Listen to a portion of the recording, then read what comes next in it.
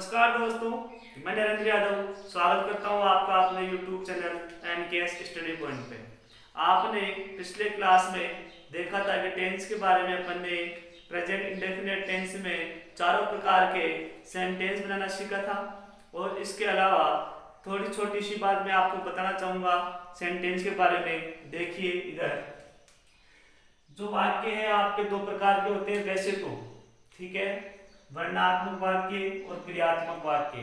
वर्णात्मक वाक्य वे होते हैं इसमें मुख्य क्रिया मीन्स मेन वर्ब नहीं होती है। मेन वर्ब नहीं होती है तो उसकी जगह क्या होता है, इज एम आर, मतलब कि वर्ब का काम करते हैं ये तीनों चीजें। जो इज एम आर आपकी है ये तीनों चीजें आपके वर्ब का काम करती है। जैसे राम एक लड़का है, अब मैं आपसे पूछूं कि इसके अंदर वर्ब क्या होगी, तो इसमें वर्ब का क्वेश्चन नहीं बनेगा क्योंकि इसमें वर्ब नहीं है।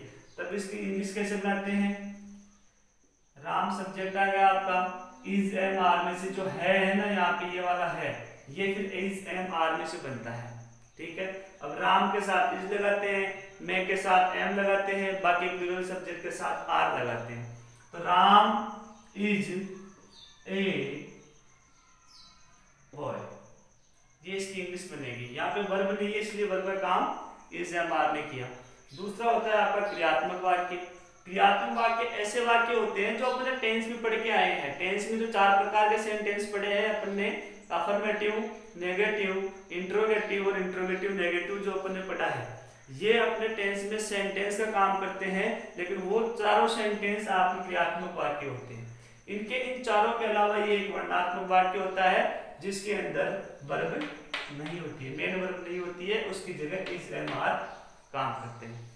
अब देखिए आप आगे, ये जो क्रियात्मक वाक्य है ये वाक्य अपने टेंस के अकॉर्डिंग ही बनते हैं। जैसे मैं किताब पढ़ता हूँ, ठीक है, ये जब अब मैं इसको बनाऊंगा तो आपको पता है कि ताहू आ गया लास्ट में, तो ये प्रेजेंट इंडेफिनिट का हो गया, ठीक है। तो ताहू आते प्रेजेंट इंडेफिनिट का हो गया।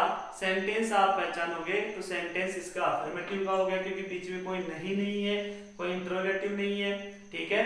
तो ये अफर्मेटिव का मैंने बताया, अफर्मेटिव का पैटर्न क्या होता है, पैटर्न आपका अफर्मेटिव होता है सब्जेक्ट वर्ब की फर्स्ट फॉर्म के साथ एस या ईएस और फिर आपका ऑब्जेक्ट, ये होता है। सब्जेक्ट आपका मैं है, मैं को क्या लिखते हो आप, आई, तो सब्जेक्ट पहले आ चुका है आई। इसके बाद में वर्ब की फर्स्ट फॉर्म पढ़ना, पढ़ने को बोलते हो आप रीड। अब इसके साथ में एस या ईएस, एस या ईएस डिसाइड कौन करता है, सब्जेक्ट। सब्जेक्ट आपका सिंगुलर है या प्लूरल, सब्जेक्ट आपका प्लूरल है इसलिए यहाँ पे एस या ईएस नहीं लगेगा। और ऑब्जेक्ट आपका हो गया बुक, आई रीड बुक, यह आपका हो चुका है आपका सेंटेंस आपका अफर्मेटिव का। अगर मैं इसी को नेगेटिव में बनाऊं तो ये ऐसे बनेगा, मैं किताब नहीं पढ़ता हूं। अब मैं किताब नहीं पढ़ता हूं तो उसका सब अपना पैटर्न क्या था, सब्जेक्ट प्लस डू, डज के साथ में नॉट और प्लस वर्ब की फर्स्ट फॉर्म प्लस ऑब्जेक्ट, ये था आपका। तो पहले आपका सब्जेक्ट बनेगा, सब्जेक्ट हो गया आपका आई आ गया। अब आई के साथ डू और डज में से क्या लगता है, आई प्लूरल सब्जेक्ट है इसलिए क्या लगता है, डू लगता है। फिर उसके बाद में नोट आएगा, आपका नोट लगा दिया है। फिर उसके बाद में वर्ब की फर्स्ट फॉर्म आपकी रीड आ गई, रीड के बाद में आपकी बुक आपका ऑब्जेक्ट होगी, ये बन गया आपका नेगेटिव सेंटेंस। साथ ही साथ इसमें ये है कि आगे देखिए आप इंट्रोगेटिव, ये अफर्मेटिव हो गया, ये नेगेटिव हो गया, ये इंट्रोगेटिव का पहला है। देखिए क्या से स्टार्ट हो रहा है हिंदी वाक्य, क्या मैं किताब पढ़ता हूँ, क्या मैं किताब पढ़ता हूँ, तो पहला अपना कहता है वही, ये डू डज आगे आ जाता है प्लस सब्जेक्ट प्लस वर्ब की फर्स्ट फॉर्म प्लस ऑब्जेक्ट और प्लस क्वेश्चन मार्क, यही तो बनता है। डू डज पहले आएगा, कैसे स्टार्ट होता है, तो देखिए मैं के साथ में डू आता है तो डू पहले लगा दिया है, फिर मैं आएगा सब्जेक्ट का आपका आई, इसके बाद वर्ब की फर्स्ट फॉर्म आपकी रीड होती है, ये रीड आ चुकी है। इसके बाद में आपकी बुक आएगी जो ऑब्जेक्ट है, डू आई रीड बुक, ये क्वेश्चन मार्क, ये इंट्रोगेटिव का पहला हो चुका है आपका। अगर मैं इंट्रोगेटिव के दूसरे की बात करूं तो देखिए ये ऐसा बनेगा, मैं किताब क्यों पढ़ता हूं, देखिए प्रश्नवाचक शब्द बीच में आ रहा है, हिंदी वाक्य के बीच में आ रहा है, बीच में आ रहा है तो क्यों है, तो मैंने जब बताया था कि WH वर्ड फिर कहाँ आता है, आगे लिखा जाता है। तो WH वर्ड की इंग्लिश पहले बनेगी तो क्यों की इंग्लिश पहले बनेगी तो क्यों होता है आपका वाई, ठीक है। फिर बाद में वही डू डज में से आप लगाओगे डू क्यों लगाओगे, क्योंकि मेन प्लूरल सब्जेक्ट है। फिर आपका सब्जेक्ट आएगा तो आई, फिर आपकी रीड आपकी आ गई वर्ब, और फिर आपकी बुक आ चुकी है, ये सॉरी क्वेश्चन मार्क, ठीक है। ये इंट्रोगेटिव का सेकंड पैटर्न भी हो चुका है। लास्ट देखिए आपका इंट्रोगेटिव नेगेटिव। इंट्रोगेटिव नेगेटिव में क्या है, मैं किताब क्यों नहीं पढ़ता हूँ, क्योंकि प्रश्नवाचक शब्द भी आएगा और नहीं भी आएगा, और पीछे क्वेश्चन मार्क भी आएगा। और आपको पता है कि मैंने कहा था जब भी इंट्रोगेटिव नेगेटिव आए तब आप सब्जेक्ट के बाद में क्या लगाना है, नोट लगाना है। देखिए वही बनाइए, WH वर्ड पहले तो मतलब वाई पहले आ गया है, फिर आपका आएगा डू या डज में से एक चीज, तो फिर आ गया आपका डू, फिर सब्जेक्ट आपका आई आ चुका है। और मैंने ये कहा है कि हमेशा प्रश्नवाचक इंट्रोगेटिव नेगेटिव के अंदर सब्जेक्ट के बाद में क्या लगाना है, नोट लगाना है। फिर वर्ब की फर्स्ट फॉर्म आएगी और फिर आपका ऑब्जेक्ट आ गया है बुक, क्वेश्चन मार्क। ये आपके सेंटेंस बनाने के तरीके होते हैं, तो इनको अच्छे से सीखिए। एग्जाम में, कंपटीशन एग्जाम में हिंदी से इंग्लिश और इंग्लिश से हिंदी बनाने के 4-5 क्वेश्चन आते हैं, तो ये यहाँ से ऐसे बनाते हैं। हिंदी की पहचान ध्यान रखिए और इंग्लिश के पैटर्न ध्यान रखिए, और सब्जेक्ट वर्ब ऑब्जेक्ट को पहचानिए और इंग्लिश बना दीजिए। अब अपन इसके आगे बढ़ते हैं, और इसके आगे मैं अब प्रेजेंट इंडेफिनिट के यूजेस बताता हूँ, प्रयोग बताता हूँ कि कहाँ कहाँ प्रेजेंट इंडेफिनिट यूज में आते हैं। तो देखिए अब मैं आपको प्रेजेंट इंडेफिनिट के इंपॉर्टेंट चीज बताने जा रहा हूँ। इसमें ये यूजेस है, प्रयोग है कि कौन कौन सी जगह प्रेजेंट इंडेफिनिट यूज में आता है। ऐसा सेंटेंस जो इन यूजेस के हिसाब से मिल जाए आपको इंग्लिश के अंदर, तो इसका मतलब वो सेंटेंस प्रेजेंट इंडेफिनिट का बनता है हमेशा। उसमें अगर कुछ एरर होगी, अगर वो सेंटेंस इनमें से किसी का आएगा और लेकिन वो इनमें से नहीं बना हुआ है, तो मतलब उस सेंटेंस में एरर होगी, वहां पे गलती होगी।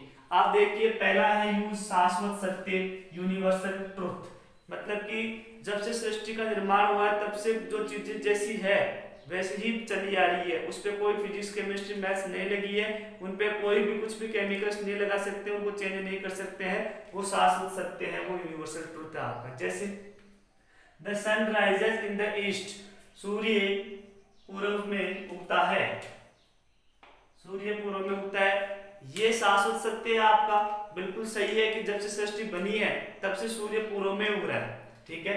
इसके बाद में देखिए water boils at 100 degree Celsius, आपको ये पता है, ये भी जो वाटर है उसकी खासियत होती है कि 100 डिग्री सेल्सियस पे बॉइल होता है, ठीक है। आगे देखिए परमानेंट वर्क, स्थायी कार्य, किसी व्यक्ति का अगर कोई परमानेंट काम है, स्थायी वर्क है, तो उसका सेंटेंस हमेशा प्रेजेंट इंडेफिनिट में बनता है। देखिए we hear with our ears, हम अपने कानों से क्या करते हैं, सुनते हैं, इसका मतलब ये क्या हुआ, ये अपना परमानेंट काम है, ये परमानेंट काम है, तो आपका इसका सेंटेंस जब भी बनेगा वो प्रेजेंट इंडेफिनिट में बनेगा। आगे देखिए द रोज स्मेल स्वीट, जो अपने रोज हैं उनकी जो सुगंध होती है वो कैसी होती है, मीठी होती है, ये भी इनका क्या होता है, परमानेंट वर्क होता है।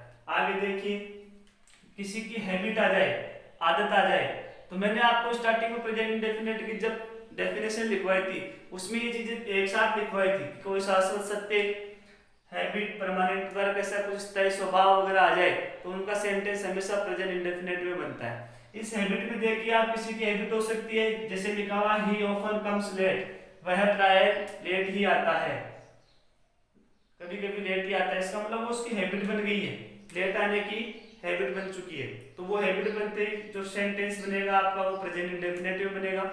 आगे देखिए समाचार पत्रों की हेडलाइंस, द मर्डरर्स एस्केप, ये तो मैंने लिखा है आपको, जब भी इंग्लिश का न्यूज़पेपर आएगा उसमें बोल्ड लेटर्स में, जो ब्लैक ब्लैक बोल्ड लेटर्स में मेन हेडलाइंस होती है वो प्रेजेंट इंडेफिनिट की ही बनी हुई होती है। आगे देखिए फ्यूचर में यात्रा संबंधी प्लानिंग एक निश्चित टाइम टेबल के अनुसार, मीन्स कि अगर आप फ्यूचर के अंदर, फ्यूचर मतलब आगे आने वाले समय में कुछ प्लानिंग करते हैं कि हम यहाँ से वहां जाएंगे, तो वो टाइम टेबल के अकॉर्डिंग करो आप। अगर आपका फिक्स टाइम टेबल है कि इस टाइम टेबल के अकॉर्डिंग ही वहां पे जाना है, तो वो सेंटेंस आपका प्रेजेंट इंडेफिनिट का बनेगा।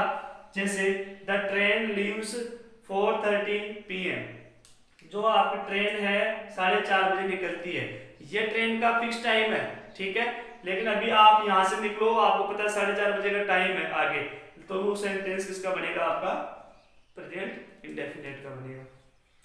आगे ये इंपॉर्टेंट है कंडीशनल सेंटेंस बहुत ज्यादा इंपॉर्टेंट है, इससे बहुत सारे क्वेश्चन बनते हैं। कंडीशनल सेंटेंस हमेशा इफ या व्हेन से बनते हैं, ज्यादातर मैक्सिमम जो टेंस से बनते हैं वो इफ या व्हेन से बनते हैं। ये पहला सेंटेंस है कंडीशनल, इसमें क्या होता है कि पहले इफ या व्हेन आएगा, दोनों में से एक आएगा, फिर उसके पीछे प्रेजेंट इंडेफिनिट का सेंटेंस रहेगा, उसके पीछे बनेगा फ्यूचर इंडेफिनिट का। जैसे एग्जांपल देखिए, if he comes to me I shall help him. देखिए पहले इफ आया, कंडीशन के हिसाब से इफ आ गया पहले। इफ और व्हेन कंडीशन को ही दर्शाते हैं। इसके बाद में देखिए ये वाला सेंटेंस जो है ये प्रेजेंट इंडेफिनिट का है आपका, ठीक है। तो इसके पीछे वाला देखिए आप फ्यूचर इंडेफिनिट का है। अब आपके एग्जाम में कैसे, बोर्ड के एग्जाम में कैसे कैसे क्वेश्चन पूछेंगे, ये कम्स को हटा देंगे, यहाँ पे ये रिक्त स्थान डाल देंगे, पीछे कम लगा देंगे। अब आपको इसमें भरना है, सही वर्ग बननी है, करेक्ट वर्ग बननी है। अब आपको ये पहचानना पड़ेगा कि ये टेंस कौन सा आएगा। तो आपको ये पता है कि कंडीशनल सेंटेंस फर्स्ट हो गया कि इफ आ गया, पीछे फ्यूचर इंडेफिनिट है, तो सीधी सी बात है इसके हिसाब से बीच वाला प्रेजेंट इंडेफिनिट का बनेगा।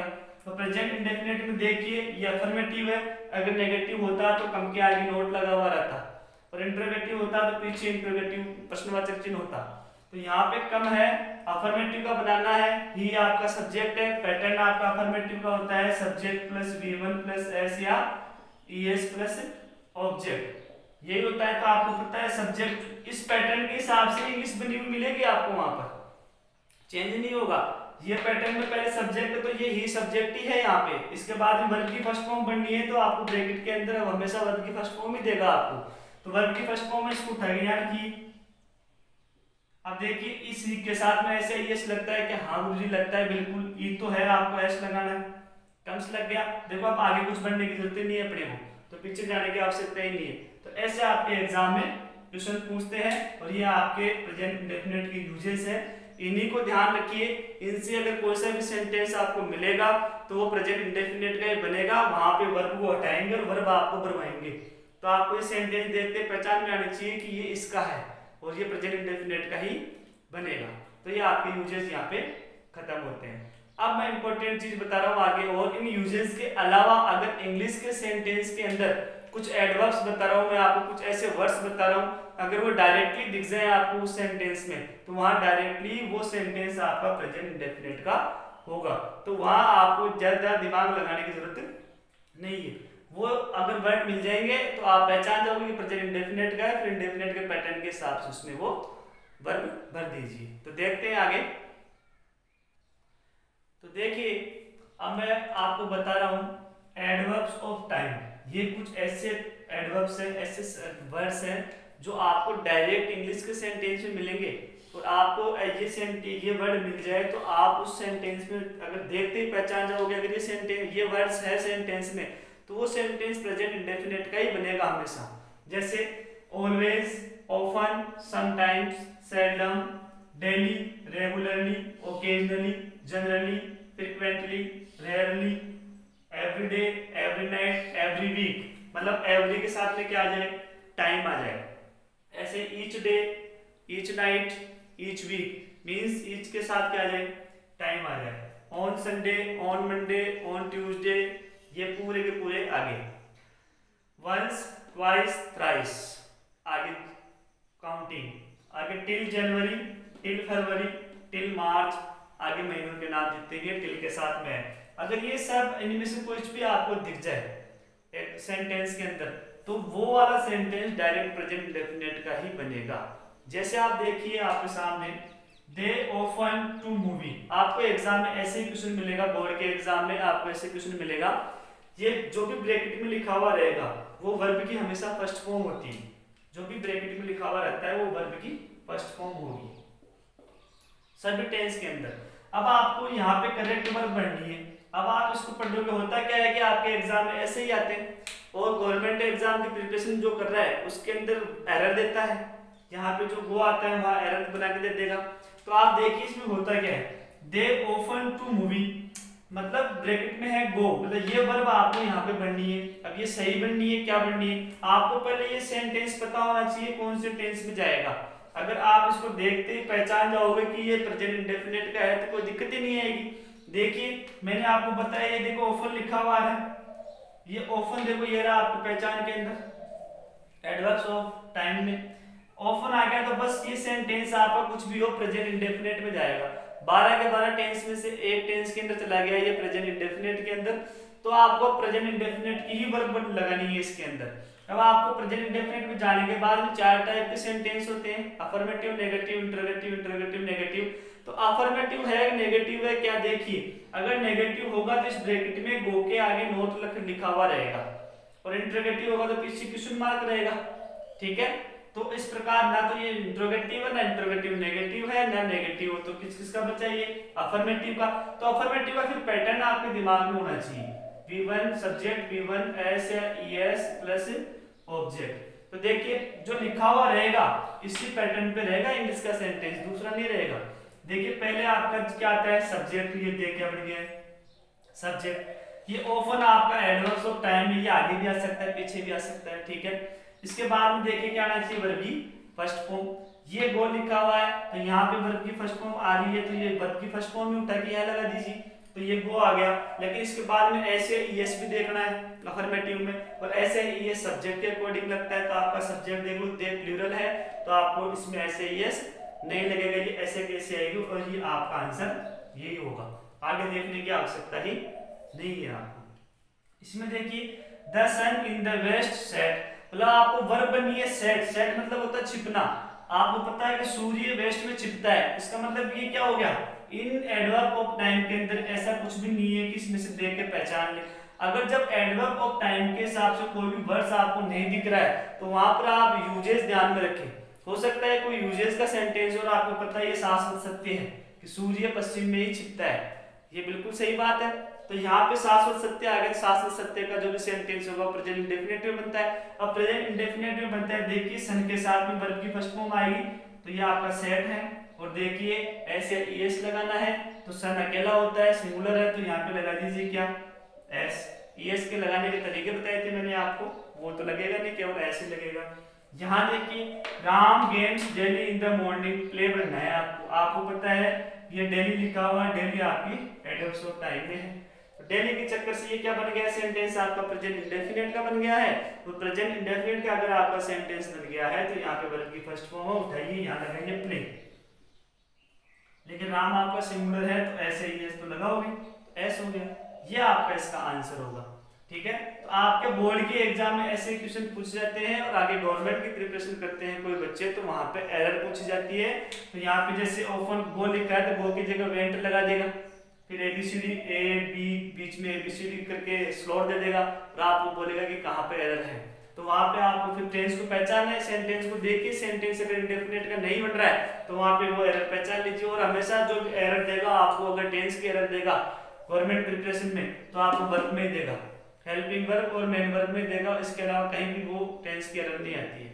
ठीक है, तो अपना ये प्रेजेंट इंडेफिनिट यहाँ समाप्त होता है कंप्लीट। किसी को नहीं समझ में आए तो कमेंट बॉक्स में कमेंट कीजिए, और हिंदी से इंग्लिश बनाने की प्रैक्टिस ज्यादा कीजिए, और जिसके पास प्रैक्टिस बुक है प्रैक्टिस कीजिए क्वेश्चंस की। अगर कोई क्वेश्चन समझ में नहीं आ रहा है तो आप हमारे को सेंड कर सकते हैं, भेज सकते हैं, उसका सॉल्यूशन आपको अच्छे से किया जाएगा।